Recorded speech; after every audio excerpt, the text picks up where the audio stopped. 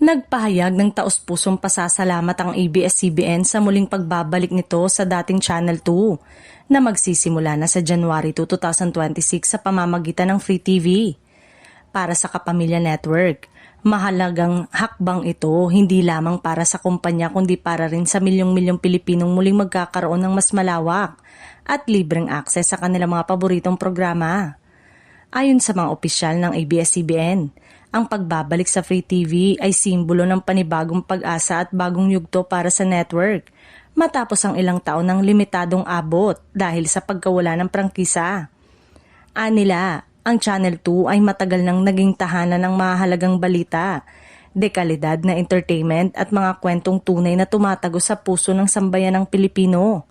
Inaasahan ding muling lalakas ang kita at operasyon ng network dahil sa mas malawak na reach ng Free TV.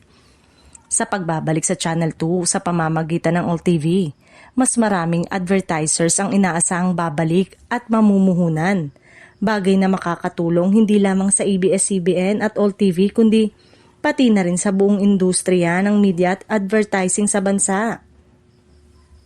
Bukod sa aspeto ng negosyo, pinaniniwalaan ding muling sisigla ang telebisyon sa Pilipinas. Mas maraming Pilipino, lalo na sa mga probinsya, ang muling makakapanood ng balita at libangan ng walang bayad na magpapalakas sa papel ng telebisyon bilang pangunahing daluyan ng impormasyon. Sa kabuuan, ang pagbabalik ng ABS-CBN sa Channel 2 ay itinuturing na makasaysayang sandali, hindi lamang para sa Kapamilya Network kundi para sa buong sambayanan. Sa pagpasok ng 2026, dala nito ang pag-asang muling babangon ng sigla ng Free TV at patuloy na maglilingkod ang telebisyon.